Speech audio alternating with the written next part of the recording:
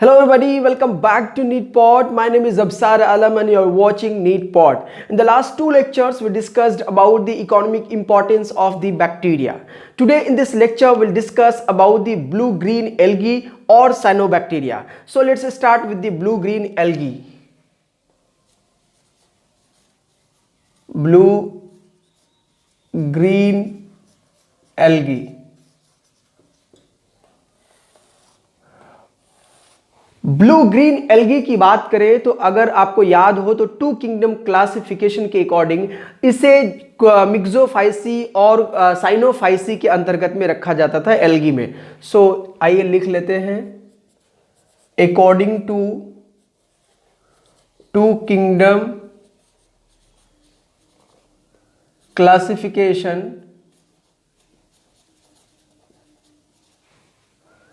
BGA were included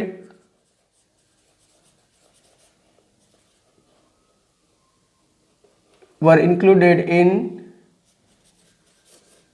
Myxophyceae और Cyanophyceae, लेकिन अब इसे now they are included in Monera, इसे मोनेरा में इंक्लूड किया जाता है। और इसके अलावा अगर ब्लू ग्रीन एल्गी की बात करें तो इसे हम लोग कहते हैं also known as cyanobacteria. Cyanobacteria के तरह या साइनोबैक्टीरिया इसे कहा जाता है। और अगर हम लोग साइनोबैक्टीरिया की बात इसके हैबिटेट की करें तो ये हैबिटेट जो है अलग अलग हो सकते हैं। ये fresh water, marine water, terrestrial हो सकते हैं, लेकिन इन सब में फ्रेश वाटर में मोस्टली पाया जाता है। और साइनोबैक्टीरिया के बारे में खास बात यह है कि they are the first on the earth which produce oxygen, यानी ये प्लैनेट पे अर्थ पे सबसे पहले ऑक्सीजन प्रोड्यूस करने वाले लिविंग ऑर्गेनिजम्स हैं। So they were first organism which produced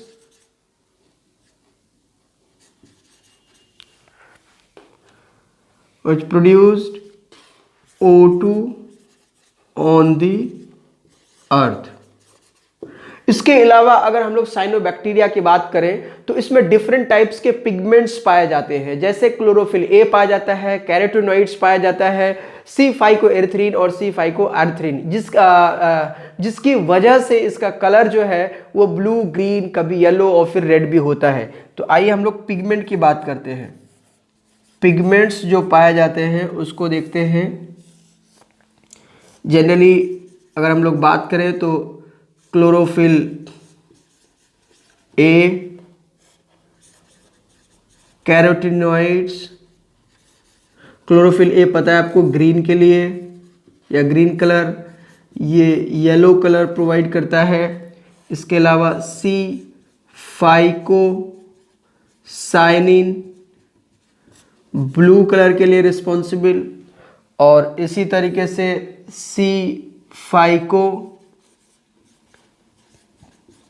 erythrin ये रेड कलर के लिए रिस्पॉन्सिबल होता है। और साइनोबैक्टीरिया के बारे में ऐसा कहा जाता है कि दे आर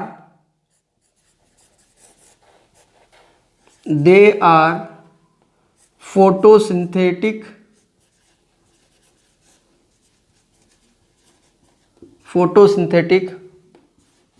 ऑक्सीजेनिक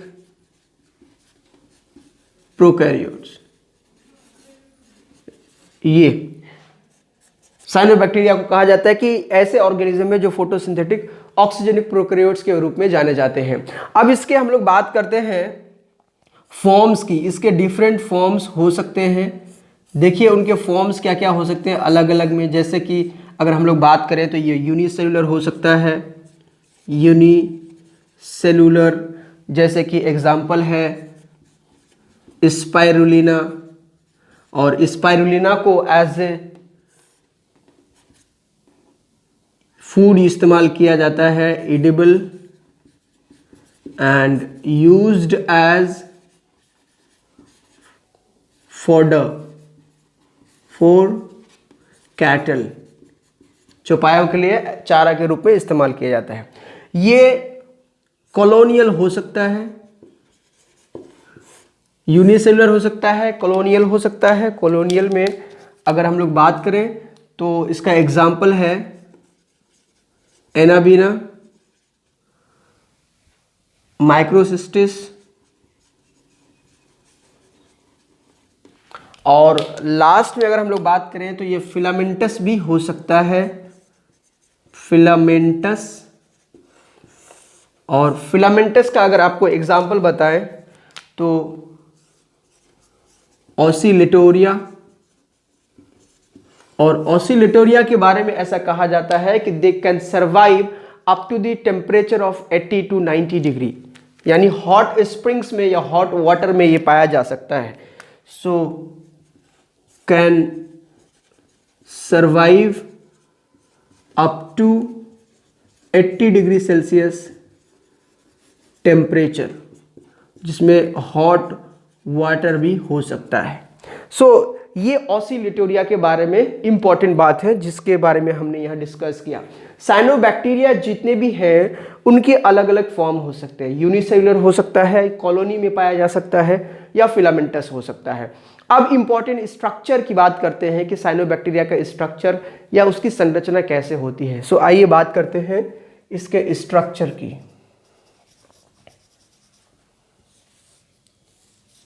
साइनोबैक्टीरिया को आप स्ट्रक्चरली देखेंगे तो आपको कुछ इस टाइप से स्ट्रक्चर दिखेगा,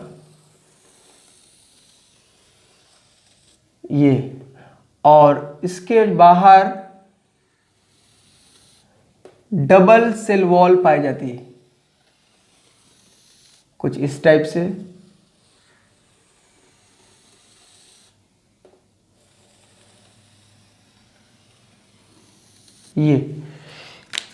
ये जो बाहर की ओर है इसे बोलते हैं आउटर सेल वॉल, ये इनर सेल वॉल, और ये सेल मेम्ब्रेन, ये।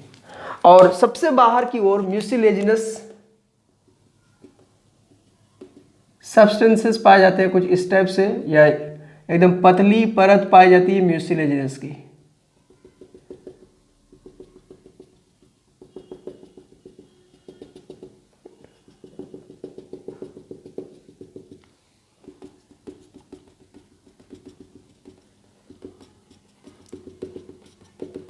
ये this is the mucilaginous layer, ये कुछ इस टाइप से पाया जाता है। और अगर हम लोग इसके अंदर या भीतर देखें तो साइटोप्लाज्म जो होता है वो दो भागों में डिवाइडेड होता है।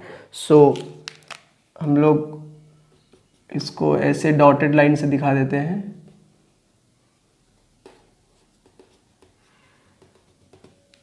तो ये वाला जो साइटोप्लाज्म है इसको बोलते हैं peripheral, peripheral cytoplasm. Peripheral cytoplasm में को क्रोमोप्लाज्म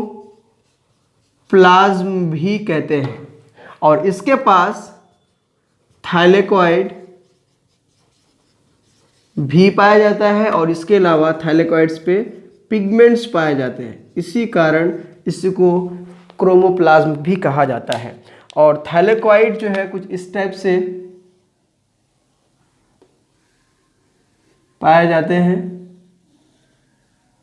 ये दीज आर दी थाइलेकॉइड्स। और इसमें आपको राइबोसोम भी देखने को मिलता है, दीज आर दी राइबोसोम्स। वो भी आपको पता है ये राइबोसोम 70S का होगा, ठीक है। और इस पे भी थाइलेकॉइड्स पे भी कुछ पिगमेंट्स पाए जाते हैं कुछ इस टाइप से।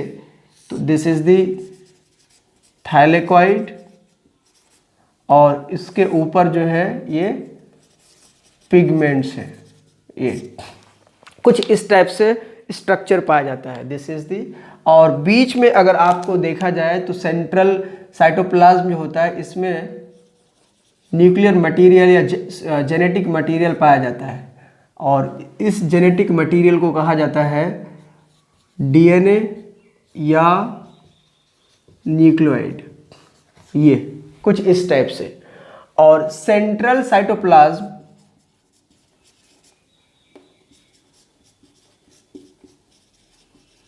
में ही न्यूक्लियोइड या डीएनए पाया जाता है।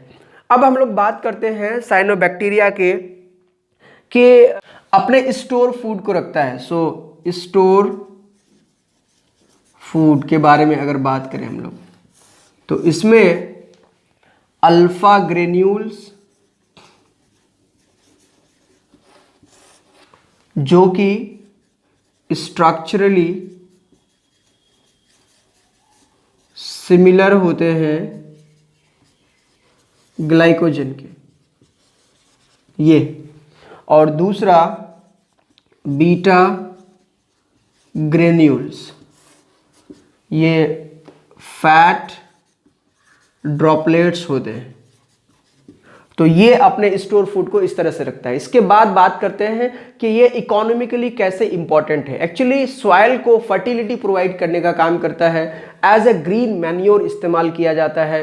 कुछ ऐसे होते हैं जो कि टॉक्सिन्स रिलीज करते हैं और वो टॉक्सिन जो है इनहिबिट करता है ग्रोथ ऑफ जो मॉस्किटो की लार्वा है उसको। सो इकोनॉमिक इंपॉर्टेंस अगर हम लोग देखें,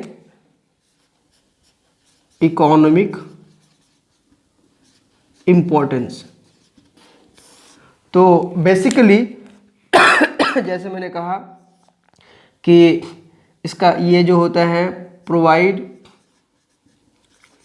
फर्टिलिटी टू सॉइल, पहली बात। दूसरी बात, एज ग्रीन मैन्योर, यानी खाद के रूप में भी इसका इस्तेमाल किया जाता है। और तीसरी इंपॉर्टेंट बात यह है कि सम रिलीज टॉक्सिन्स, और मैं लिख नहीं रहा हूं, बता दे रहा हूं, इन टॉक्सिन्स से, यानी some release toxins and these toxins inhibit the growth of mosquito larva in water, यानी पानी में मॉस्किटो के लार्वा अगर पाए जाते हैं तो उसको इनहिबिट करता है, उसके ग्रोथ को इनहिबिट करता है। So these are the economic importance. Cyanobacteria के बारे में हमने कंप्लीटली डिस्कस किया, जिसमें सेवरल पॉइंट्स थे, स्ट्रक्चर क्या होता है, उसके फॉर्म्स क्या होते हैं। अब हम लोग लास्टली बात करते हैं कि प्रीवियस ईयर में इससे रिलेटेड कोई क्वेश्चन आया है या नहीं आया है, उसको देखते हैं। सो आइए देखते हैं।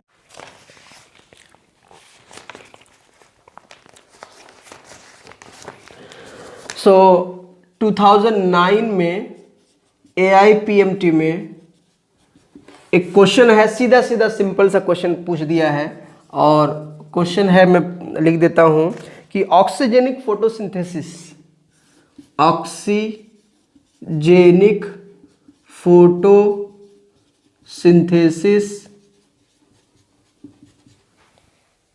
अकर्स इन, किसमें होता है, उसका ऑप्शन दिया है ए क्लोरोबियम,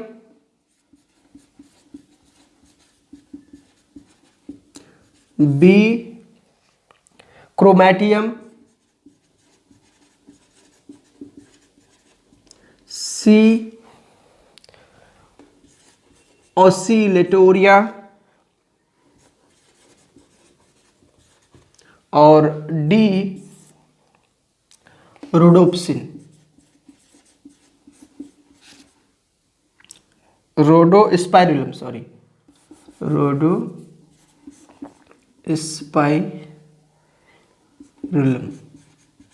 ये।